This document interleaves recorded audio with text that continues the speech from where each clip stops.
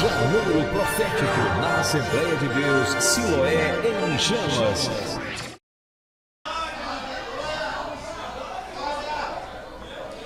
Saúde a igreja com a paz do Senhor Jesus. Amém. Abra sua Bíblia comigo no livro do profeta Jonas.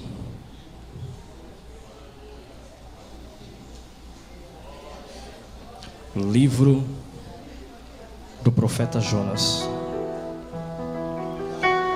Louva os céus por essa oportunidade, a esse retorno por mais uma vez a esta casa, a este santuário, e dessa vez na incumbência de transmitir a palavra do Senhor.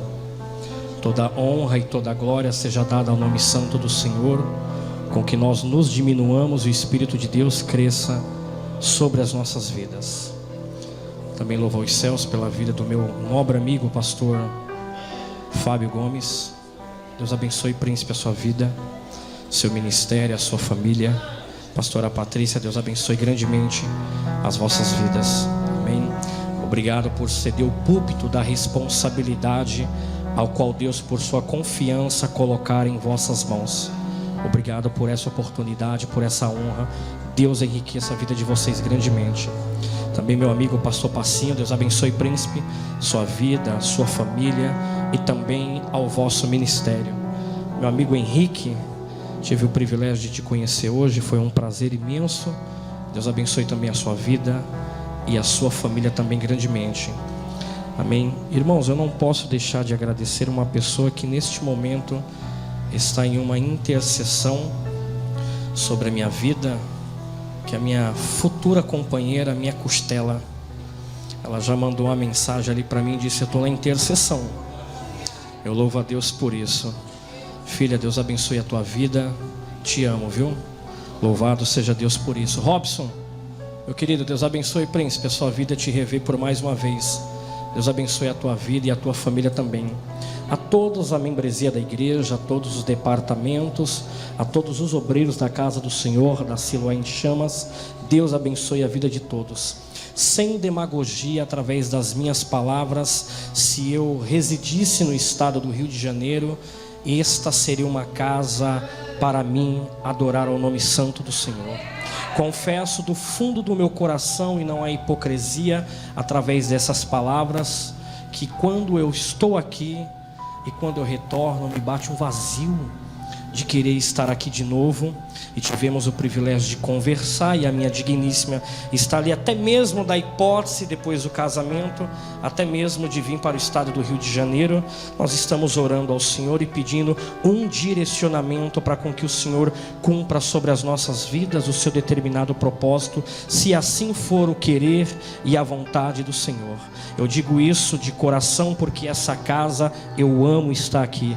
Deus abençoe Siloé em Chamas, a vida de todos vocês. Amém? Vamos para a palavra do Senhor, para não ficar só nas minhas palavras. Todos acharam? Capítulo de número 1, 1 versículo e meio nós iremos ler. Eu gosto desse título que nos diz assim: a vocação de Jonas, a sua fuga e também o seu castigo. A vocação de Jonas, a sua fuga e também o seu castigo. Capítulo 1 do verso também 1, a palavra do Senhor nos diz: e veio a palavra do Senhor a Jonas, filho do profeta Amitai, dizendo: levanta-te. E veio a palavra do Senhor a Jonas, filho do profeta Amitai, dizendo: levanta-te. Por mais uma vez, e encerro a leitura, e os amados irmãos podem tomar o seu assento. E veio a palavra do Senhor a Jonas, filho do profeta Amitai, dizendo: levanta-te. Pode tomar o teu assento.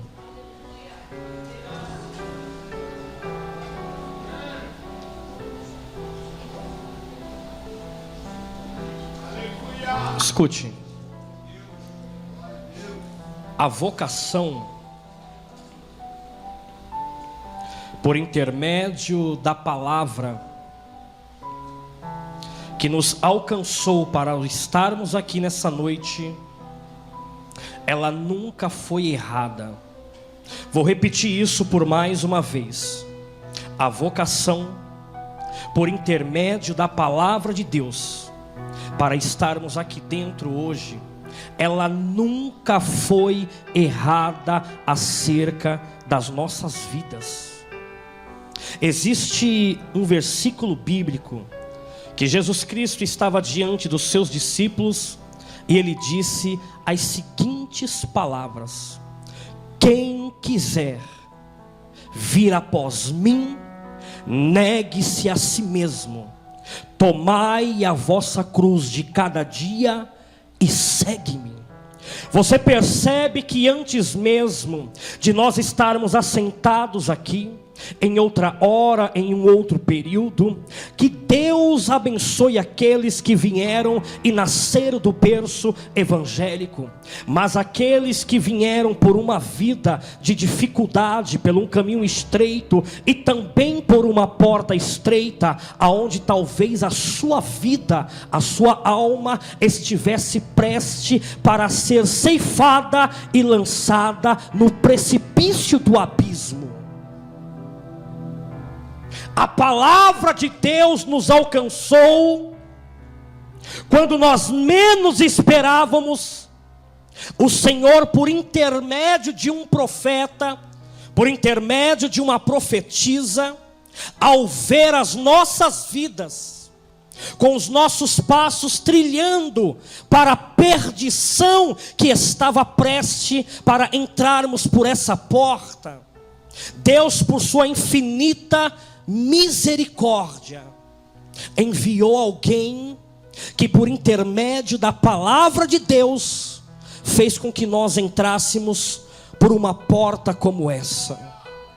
E através da palavra de Deus, ao ouvirmos as palavras que Deus estava transmitindo em direção para as nossas vidas, não querendo ouvir aquilo que nós necessitamos, mas o Senhor direcionando as palavras certas daquilo que Ele queria transmitir para as nossas vidas, fez com que nós tomássemos uma das maiores decisões das nossas vidas. E que decisão foi essa? De deixar uma vida de perdição, de deixar uma vida de engano, de deixar uma vida de mentira e procurar viver aquilo que Cristo, por intermédio da sua palavra, estava nos apresentando. Aonde a própria palavra de Deus diz: e conhecereis a verdade, e por intermédio da palavra ela vos libertará.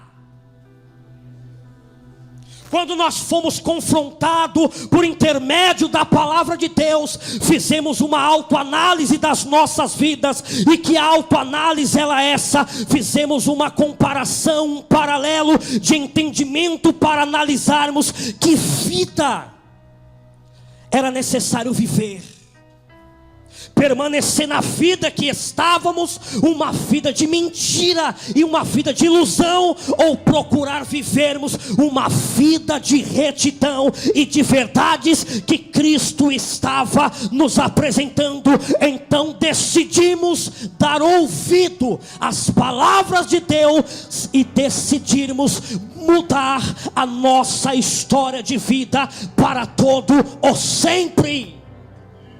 E todo aquele que por intermédio da palavra decide deixar a vida que outra hora vivia, matar a velha criatura e decidir viver o novo homem que Deus estava apresentando, você procurou fazer a melhor escolha que você tinha naquele momento. E que escolha foi essa? De procurar viver e não morrer. Só que estamos diante de um texto, de um profeta, que era filho de profeta, descendente de profeta, carregava por suas veias sangue de profeta, e por intermédio da palavra de Deus, o próprio Deus buscando, por intermédio da sua palavra, relacionamento com a criatura. E quando o profeta ouve a voz do Senhor, quando ele vê a vocação e o peso da responsabilidade que ele tinha que cumprir por aquilo que Deus estava apresentando, a Bíblia vai dizer que ele vai tomar uma decisão. Só que a decisão não foi uma decisão sábia, não foi uma decisão inteligente, não foi uma decisão que levava ele para o propósito que Deus havia lhe ordenado. A decisão que o profeta toma é de fugir da presença do Senhor. Existe escolha. Escute isso, irmãos. Eu não vim para trazer entretenimento para ninguém. Eu não vim para julgar, não vim para acusar, não vim para abater ninguém, mas eu vim aqui para transmitir aquilo que o Espírito Santo de Deus impulsionou para transmitir para as vidas que adentraram por essas portas hoje. Eu não conheço a sua vida. Talvez nem mesmo a liderança te conheça da forma que Deus te conhece. Talvez nem mesmo você se conhece como Deus te conhece. Deus sabe o teu levantar, Deus sabe o teu pensar, Deus sabe o teu deitar, Deus sabe com quem você fala, com quem você conversa. Deus sabe dos teus passos, minuto após minuto. Mensagem tem endereço certo, mensagem tem casa certa, tem CEP certo, tem local certo. Quem dera que todas as vezes se dispusesse diante de um altar um profeta que falasse, decidisse transmitir aquilo que o nosso coração desejasse. Isso seria bom, mas você pode ter certeza, seria bom por momento, mas quando acabasse o culto, do lado de fora, de braços abertos, o problema, a dificuldade estava te esperando e dizendo: hoje o culto demorou para acabar e eu estou aqui te esperando, e a tua vida não sair daqui decidindo tomar uma decisão sábia e inteligente.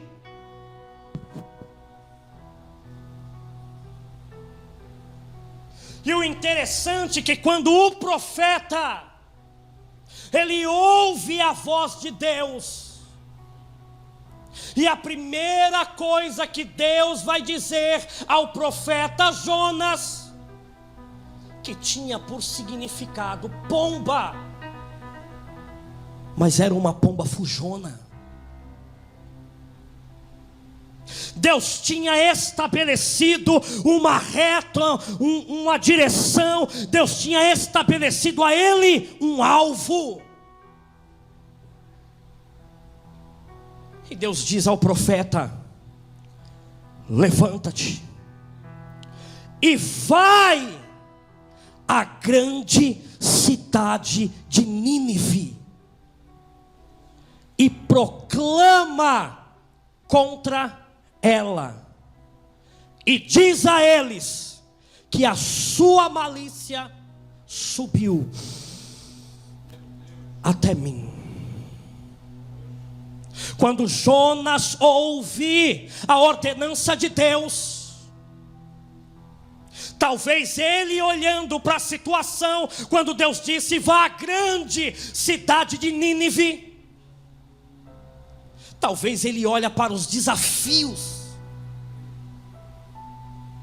que ele teria que enfrentar para transmitir aquilo que Deus havia entregado por suas mãos, por confiança e responsabilidade.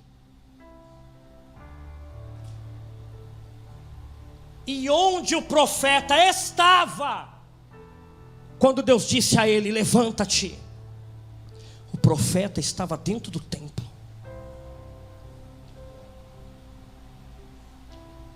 Só que dentro do templo, Deus está dizendo para ele: levanta-te. Na ótica de Deus e do homem é inversa. E por que eu digo isso? Porque na ótica do homem, maior é quem está de pé, maior é quem está por cima, maior é quem prega mais bonito, maior é quem se veste mais bonito, maior é quem louva mais bonito. Só que na ótica de Deus, maior nem sempre vai ser aquele que está por cima, mas maior vai ser aquele que está prostrado no ambiente físico, mas de pé no ambiente espiritual.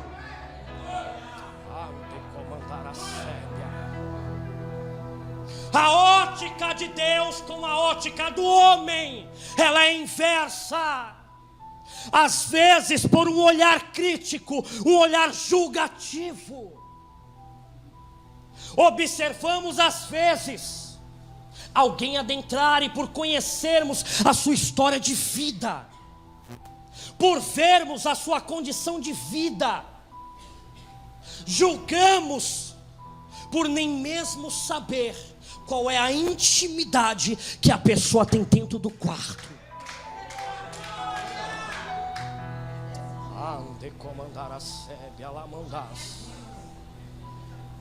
E julgamos pela aparência. Às vezes adentra pela porta. Às vezes a coitada da irmã, desculpe a minha pronúncia, está toda ferida, está toda destruída, está toda batida, porque ela sabe o que está acontecendo dentro da sua casa, sobre o seu lar, no meio da sua família. E às vezes por um olhar julgativo, julgamos e condenamos sem saber a intimidade dentro do quarto. E às vezes olhamos e dizemos: olha lá, tadinha, coitada. E Deus do seu alto sublime trono, no alto dos céus sentados, olhando para aquela irmã e dentro de si dizendo: fica tranquila, fique em paz. O homem olha com a ótica errada, ele olha o exterior, mas eu vejo o interior da sua intimidade comigo.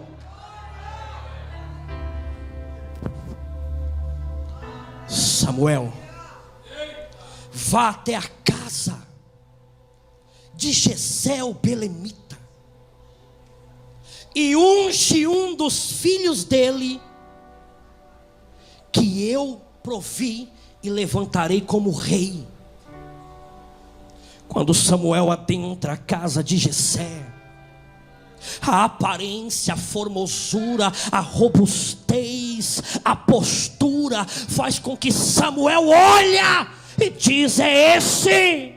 E Deus diz: Samuel, Samuel, você olha com os olhos carnais, mas eu não vejo a postura, eu não vejo a vestimenta, eu não vejo a maneira que fala, eu não vejo a maneira como se comporta. Eu olho para o interior da alma e eu vejo a intimidade que ele ou ela tem comigo. Porque matéria terrena morreu, se desfaz na terra. Mas para onde irá a alma? Para qual porta, para qual caminho, por qual decisão iremos tomar? a postura de olhar o exterior é mais fácil do que analisar o interior da alma.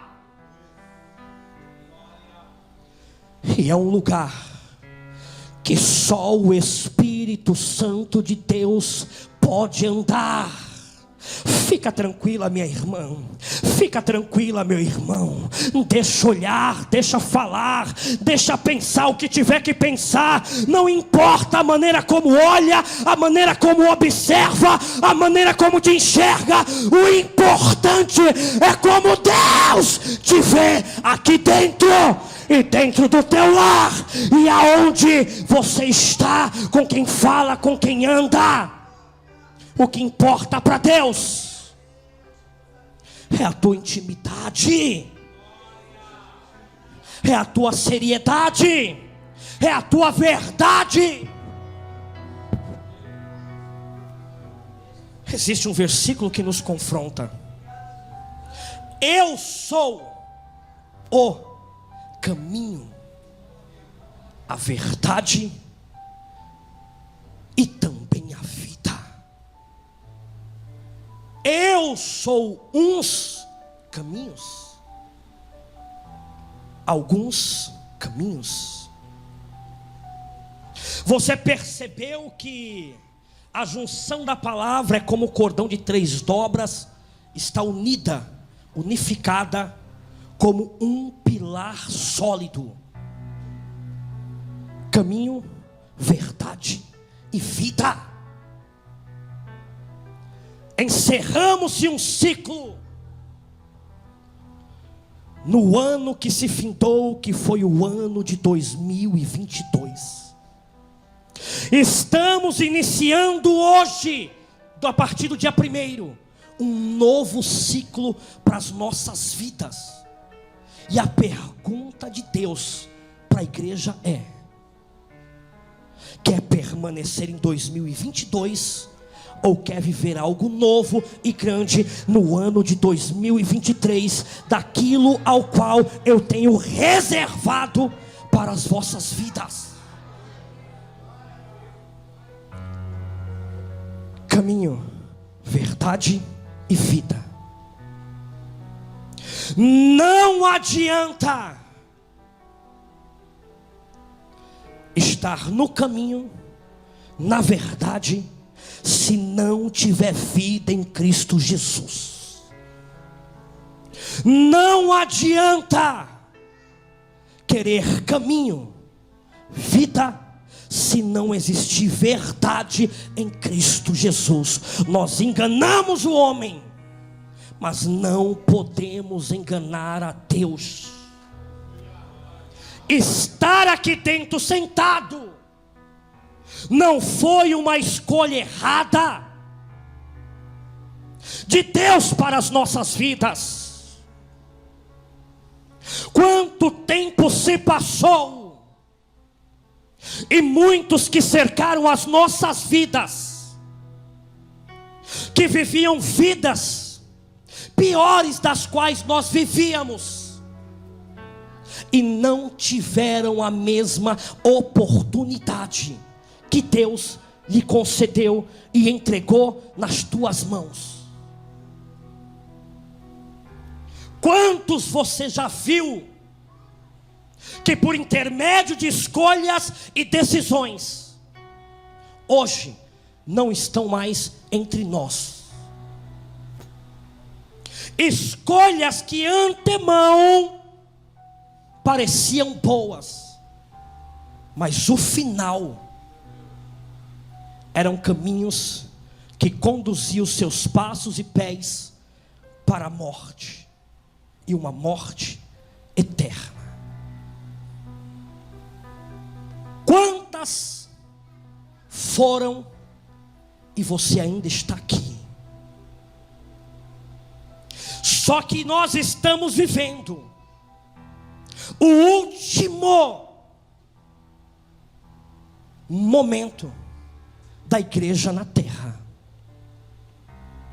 Não há mais tempo de brincar, não há mais tempo de ficar decosteando diante de 2 pensamentos.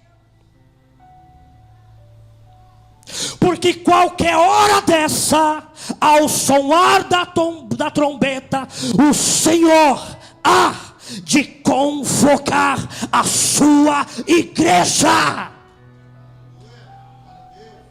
E se não estivermos preparados,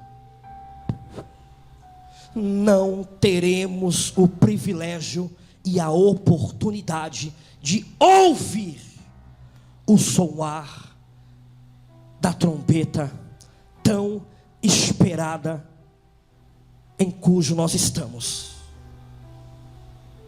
A decisão e a escolha, a vocação de Deus para estar aqui sobre a tua vida nunca foi errada.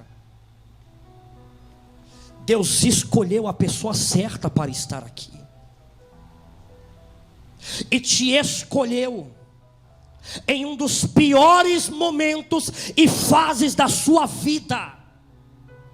Foi a fase do processo da rejeição, do abandono, quando todos te deixou, te desamparou, não estendeu mais a mão para te ajudar, não teve mais uma palavra para tentar te motivar. Foi este momento que Deus te confrontou por intermédio da palavra e disse para você: o mundo pode te condenar, o mundo pode te crucificar, o mundo pode te julgar, o mundo pode até querer te matar, mas eu vou mostrar para todos o que eu hei de fazer por intermédio da sua vida. Ai, Deus mudou a tua maneira de agir, Deus mudou a tua maneira de falar, Deus mudou a tua maneira de se comportar, a sua maneira de pensar. Você percebeu que no pensar a sua postura precisava ser mudada. Você percebeu que as suas vestimentas, os teus trajes precisavam ser mudados, e você não percebia que nessas ações e nessas atitudes você estava se aproximando cada vez mais de Cristo para a sua vida.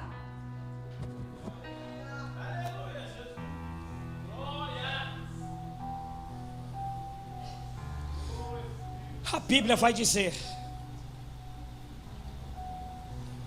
que na escolha dos discípulos, quando Cristo fez 11 e mais um, que se prontificou ao ministério do discipulado, quanto mais eles se relacionavam, mais eles mudavam a ótica de visão em relação a quem era Jesus Cristo. Quanto mais eles se relacionavam, mais eles via e percebia quem era aquele que estava convocando para o ministério do discipulado. Existem períodos e momentos na Bíblia que os discípulos vão usar a pronúncia mestre, rabi. Mas quanto mais ele se relacionava, quanto mais Cristo levava eles para compreender e entender o ministério, mais eles mudavam a ótica de visão em relação a quem era Cristo, e mudava a pronúncia. Não era mais rabi, mestre, mas sim Senhor. A decisão da escolha para estar aqui hoje é mestre, é rabi ou é Senhor?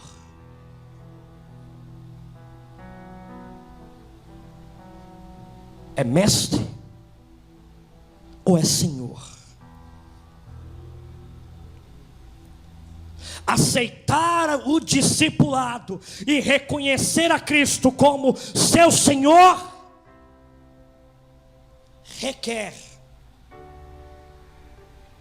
uma obediência e uma seriedade e uma entrega mútua e verdadeira diante da vocação que Ele te fez.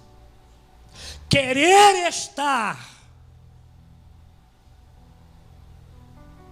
apenas reconhecendo como mestre significa entrar, cultuar, o adorar e permanecer da mesma forma que está. Eu não quero mudança, eu não quero transformação. Do jeito que eu estou, assim tá bom. Quando na realidade Cristo está dizendo: do jeito que você está, para você tá bom, mas para mim você pode ir muito mais do que você mesmo pode imaginar.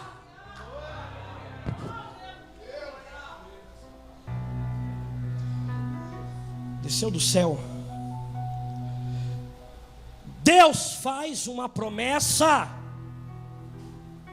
ao patriarca ainda Abrão,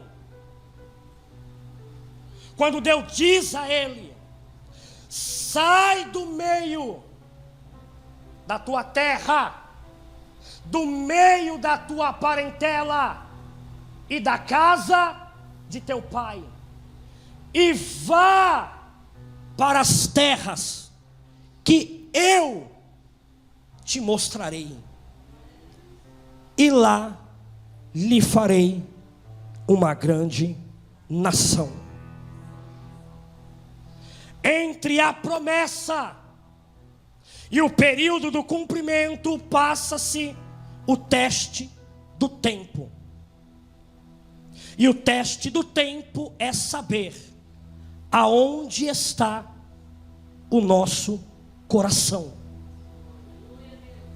Aonde está o nosso coração, ali também estará o nosso tesouro. Aonde está o nosso coração? Dentro dos santuários. Está no momento cultivo em relação a Deus, ou está das portas para fora, sabendo-se que existe momentos, existe períodos e existe fases das nossas vidas que nunca será fácil adentrar por uma porta como essa, sabendo que o problema do lado de fora é grande, mas em meio a isso eu vejo Deus dizendo: do lado de fora das portas o problema pode ser grande, mas aqui dentro você pode ser pequeno, e enxergando que eu sobre tudo isso sou grande, sobre a tua vida e também sobre os teus problemas. Quando nós não perdemos o alvo, quando nós não mudamos a nossa direção, quando nós não mudamos a nossa maneira de enxergar, você pode ter certeza que independente do inverno que estiver do lado de fora, você pode ter certeza que aqui do lado de dentro, Deus está tendo controle de tudo, sobre o domínio da sua vida, sobre o domínio da vida dos teus, o domínio sobre os teus problemas, o domínio sobre a tua saúde, o domínio sobre tudo aquilo que cerca a sua vida, independente do que está do lado de fora, aqui dentro ainda será o nosso melhor local de se estar.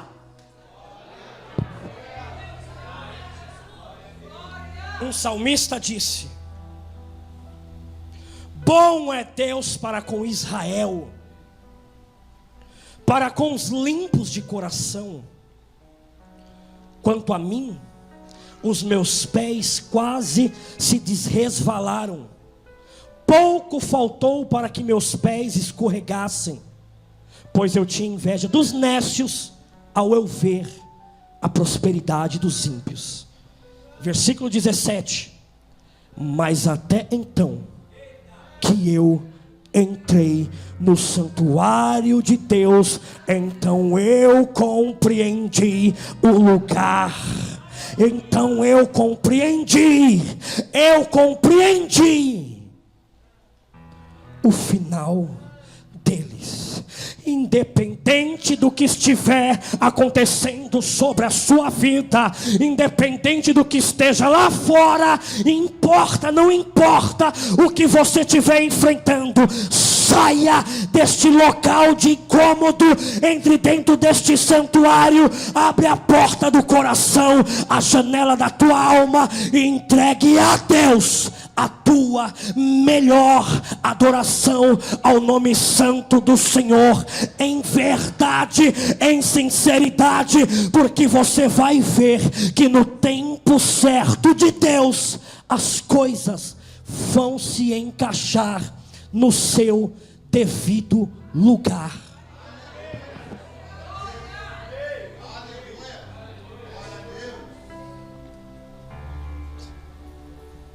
Deus faz a promessa a Abraão que lhe daria da sua semente uma grande nação. E Deus, Ele cumpre as suas promessas no tempo certo, não na ótica e no tempo do homem, mas sim no tempo dele. E Deus vai cumprir aquilo que Ele havia dito para o patriarca Abraão.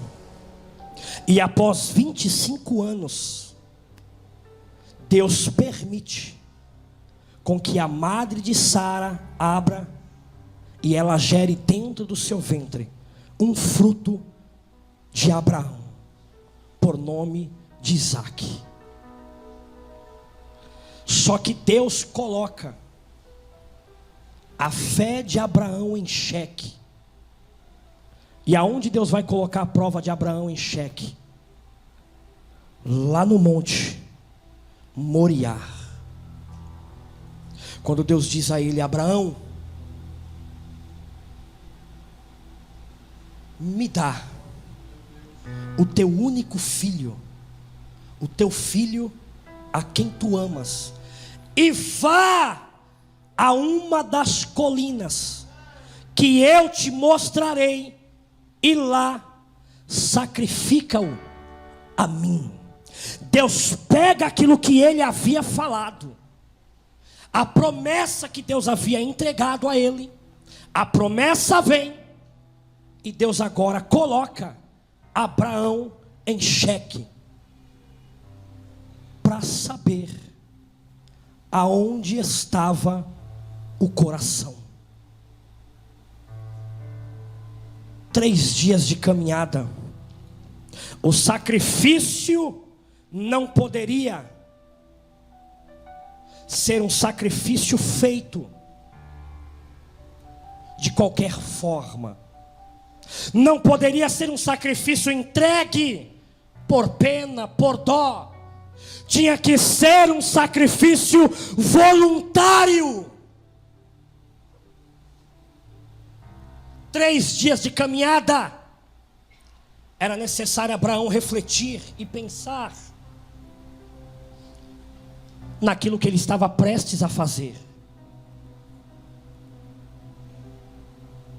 Só que ele estava disposto a dar ouvido à voz de Deus e ser obediente sobre aquilo que Deus estava pedindo, e ele teria que confiar, independente das consequências que poderiam acontecer se Abraão não descesse com Isaque. A confiança em Deus era o único alimento que Abraão tinha para subir no monte Moriá e confiar naquilo que Deus estava pedindo. Quando ele chega no pé do monte, a Bíblia vai dizer que ele coloca sobre os ombros de Isaque, a lenha.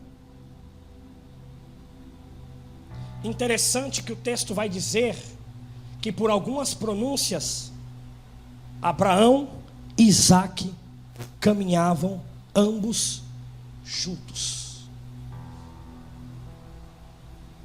quando sobe no monte, Abraão já está no limite, no pé do monte, no seu limite, mas ele decide subir, decide confiar na voz de Deus,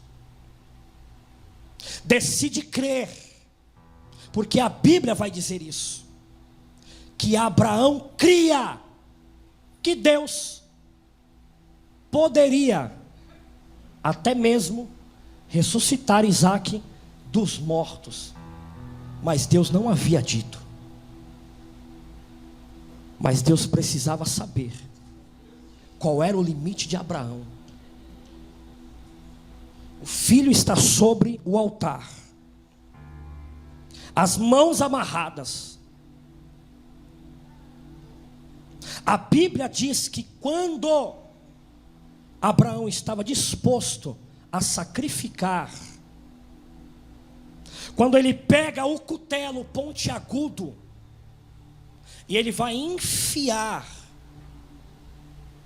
em Isaque, a Bíblia diz que o anjo do Senhor grita: Abraão, Abraão, não faças isso com o moço.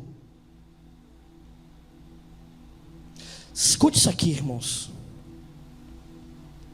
Deus levou Abraão ao seu mais alto nível de limite. Você sabe o que Deus está querendo dizer? Eu vou abrir um aspas aqui. Sabe quando você acha que você não suporta mais, que você não aguenta mais, que você não consegue caminhar mais, que você não consegue ir mais além? É Deus dizendo nessa noite para você: os teus olhos, o teu corpo pode sentir o processo da situação, mas eu olho para dentro de você e eu vejo que você pode ir mais além do que mesmo você pode imaginar para a sua vida. Você pode ir mais além do que você mesmo pode imaginar. O teu nível de intimidade é o que vai revelar o tamanho da tua obediência a Deus. O teu nível de relacionamento com Deus é o que vai revelar o tamanho da tua fé em Deus. Nessa noite Deus está dizendo: onde está o teu nível de fé e acreditamento diante do meu nome? Você pode ir mais além do que você mesmo pode imaginar. Você está dentro do santuário, você está no local certo, e todas as vezes que você adentra por uma porta como essa, Deus sempre, por intermédio da sua palavra, levantará um profeta ou uma profetisa para te dar uma injeção de ânimo e dizer para você: se levanta, se ergue, se coloque de pé, porque você pode mais do que mesmo imagina.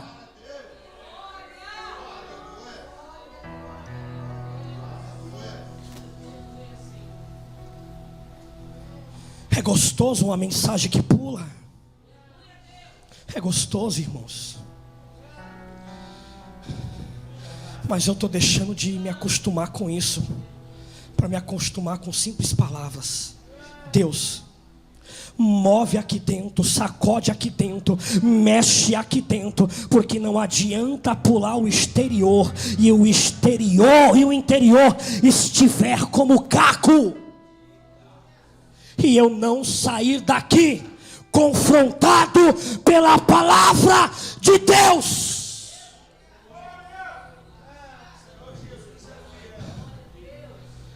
Nós não podemos se acomodar e se conformar com a condição de vida que alguns decidem viver.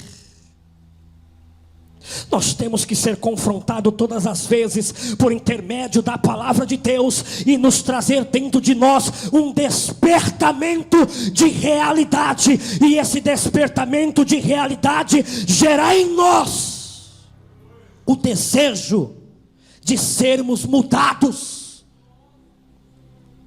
e sermos mudados para a forma que Deus deseja que estejamos diante da sua santa presença. Jonas, levanta-te. Levanta, Jonas. Se coloca de pé, profeta. Tu é profeta, Jonas. Você foi vocacionado, você foi escolhido, você foi separado, você foi selecionado. Se coloca de pé, Jonas, se levanta.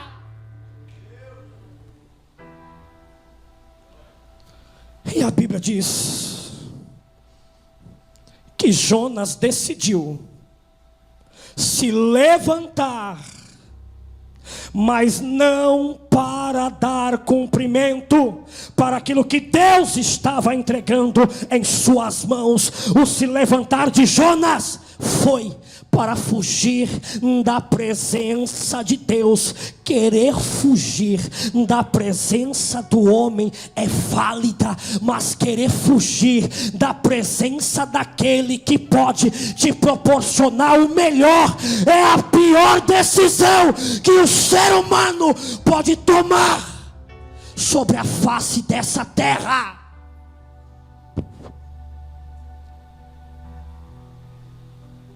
Não querer aceitar aquilo que o homem fala.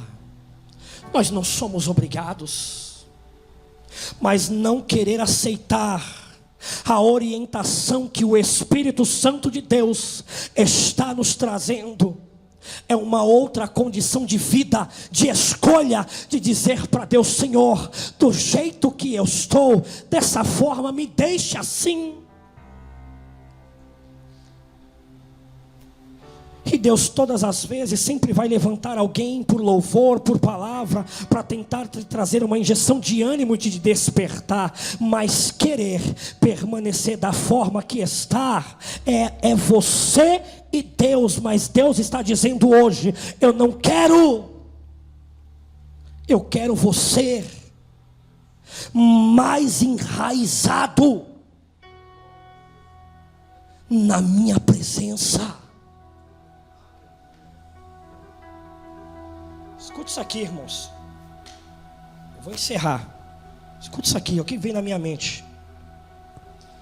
Me perdoe as sinceras, irmãos. Não vim para agredir, não vim para bater ninguém, mas vim para sair daqui hoje confrontado pela palavra. Estamos vivendo uma era e uma geração aonde muitos, eu não estou dizendo aqui não, irmãos, estou dizendo geral, não estou dizendo o templo Siloé, estou dizendo dentro de uma amplitude geral, dos cristãos da atualidade, adentrarem para dentro do templo, e escolher só as mãos, e não querer o corpo. Quando Cristo se prontificou em resgatar as nossas vidas, Ele se colocou naquela cruz, teve o seu corpo praticamente martirizado, se deu por amor de nós, como a palavra de Deus diz, que Deus amou o mundo de tal maneira que deu o seu único filho, para todo aquele que nele crê não pereça, mas tenhai-vos a vida eterna. Ele se lançou por completo. Mas vivemos uma geração de não querer o corpo completo de Cristo. Vivemos uma geração de cristãos com escolhas, de querer só as mãos. Eu quero as mãos, mas não quero aquele que está estendendo as mãos. Eu quero aquele que está promovendo o milagre, mas eu não quero aquele que está me entregando o milagre. Eu quero aquele que está solucionando os meus problemas, mas eu não quero me relacionar com aquele. Estamos vivendo uma geração de cristãos que escolhe as mãos, mas não querem relacionamento com o corpo. Porque relacionamento com o corpo significa renúncia.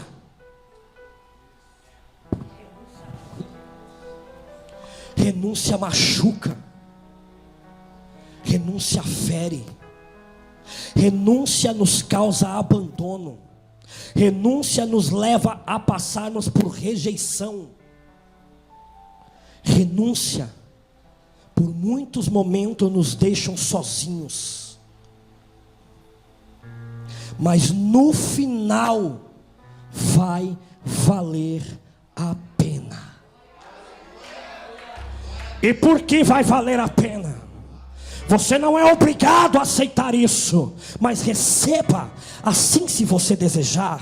A Bíblia nos apresenta dois tipos de caminho e duas portas. O primeiro caminho, a Bíblia vai dizer que é apertado e estreito o caminho, mas é o caminho que conduz para a porta estreita, e aquele que passa recebe a salvação eterna.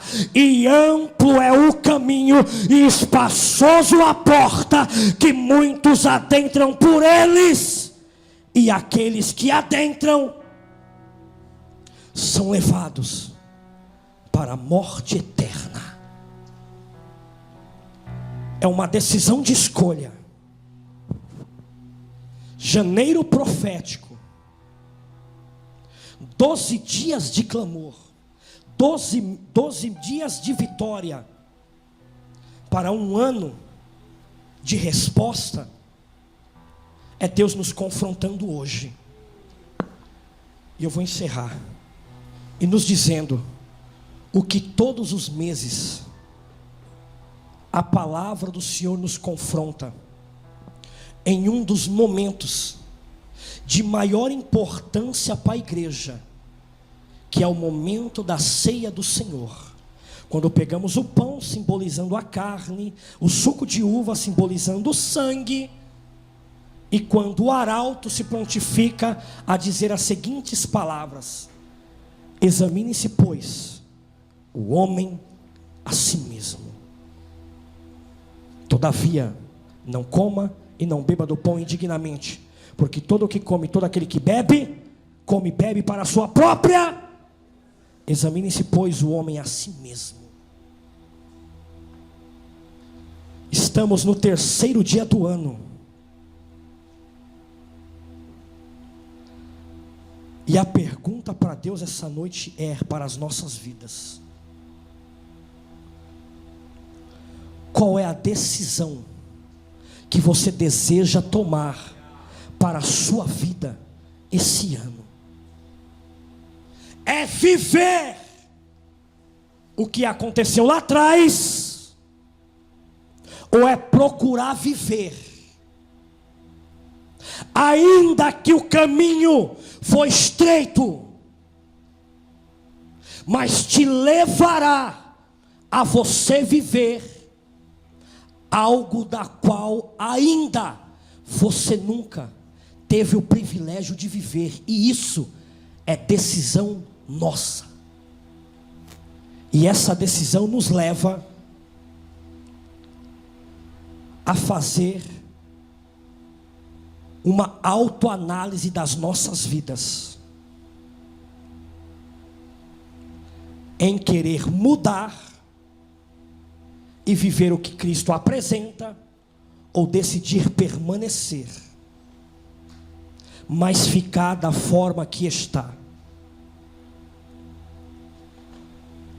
Qual é a decisão de hoje, irmãos? Eu disse que eu não vim aqui para confrontar, para julgar ninguém. Não vim para trazer entretenimento. Eu vim para ser confrontado com a palavra. O que corta aí, corta aqui primeiro, irmãos. O que atinge aí, eu sou atingido primeiro. O primeiro alvo aqui sou eu. Mas no início foi dito: Deus te conhece melhor do que você mesmo se conhece. Deus conhece aqui quando não tem ninguém. Deus conhece aqui quando está dentro do quarto. Deus conhece aqui quando não tem ninguém olhando. Deus conhece os seus passos quando não tem ninguém vendo. Deus conhece a sua forma de falar quando não tem ninguém ouvindo. Deus conhece o que você faz quando ninguém está do lado para ver. Deus nos conhece. É decisão de escolha que Deus está nos proporcionando essa noite. Sair da zona de conforto ou procurar viver o sobrenatural de Deus para as nossas vidas. E o sobrenatural é desancorar o barco da margem, se levantar e dizer: Senhor, eis-me aqui, independente do que tiver que surgir, eu vou dar ouvido à tua voz e vou decidir viver o que o Senhor está me proporcionando. E o que o Senhor estiver me proporcionando, ainda que for para me deixar, ainda que for para me levar em situações que talvez muitos não vão entender, independente do que o homem vai ver, independente do que o homem vai enxergar, independente do que o homem vai falar, é melhor ficar com a vocação que Deus está te estabelecendo para a sua vida ministerial. Isso valerá mais a pena em querer viver o que Deus tem para as nossas vidas. Quem recebe essa palavra, levante a sua mão. Quem recebe essa palavra, levante a sua mão. Você recebe essa palavra, irmãos? Coloque a mão sobre o teu coração. Vou fazer uma oração e eu passo o microfone a quem de direito. Eu não sei nem se passou do horário, irmãos. Amém? Soberano Deus, eterno Pai, digno de honra, de glória e de toda a tua misericórdia, estamos aqui reunidos, Senhor, na AD Siloé em Chamas, nesse terceiro dia consecutivo dos 12 dias de clamor, Senhor. O Senhor conhece as nossas vidas melhor do que a nós mesmos conhecemos, Pai. O Senhor sabe do que é melhor para as nossas vidas. Nos ensina, Senhor, a tomarmos as melhores decisões das nossas vidas. Nos ensina, Pai, a cada dia a procurarmos, direcionarmos os nossos passos para a Tua palavra. Nos ensina por intermédio da Tua palavra a vivermos em Ti, Senhor, o melhor que o Senhor tem reservado para as nossas vidas. Nos guarda das ciladas, nos livra das armadilhas, nos protege, Senhor, de tudo aquilo que está por vir, porque a Tua palavra diz que os dias seriam maus, e se os dias seriam maus, nós temos que estar preparados, Senhor, para o que está por vir sobre essa terra, Pai, porque eu creio, Pai, que nesses últimos dias, nesses últimos tempos, nesses últimos momentos da igreja, o Senhor enviará uma fome, o Senhor enviará uma sede sobre esta terra, e não é sede de água, não é fome de pão, mas é sede da Tua palavra. Nós iremos ainda, Pai, neste ano de 2023, contemplar muitas almas que decidiram por suas próprias decisões mudar o trilho da sua vida e direcionar os seus passos para voltar a viver uma vida de pecaminosidade, Senhor, uma vida de engano, uma vida de mentira. Mas nós este ano contemplaremos com os nossos olhos, Senhor, uma das maiores colheitas de almas que nós veremos, Pai. Haverá, como foi falado, 2 colheitas, Senhor: a colheita para o teu reino e a colheita das almas para a perdição, das vidas que não querem mais um relacionamento contigo. Mas em meio a isso, Senhor, também eu vejo um grande retrocesso de almas sedentas retornando para dentro dos templos e procurando viver o melhor de Deus para as suas vidas. Eu vejo muitos jovens, Pai, muitos adolescentes, eu vejo os homens e mulheres que vão decidir viver e voltar a ter um relacionamento contigo e viver o melhor para as suas vidas, daquilo ao qual um dia o Senhor falou para essas vidas, Pai. Nos prepara, Deus, para o que está por vir. Abre o nosso entendimento, abre a nossa compreensão, abre os nossos olhos carnais, nos dá direcionamento, nos prepara o nosso corpo físico e espiritual para estarmos preparados para viver o melhor de Deus para as nossas vidas. Se você acredita assim, dê uma salva de palmas ao nome santo, santo do Senhor.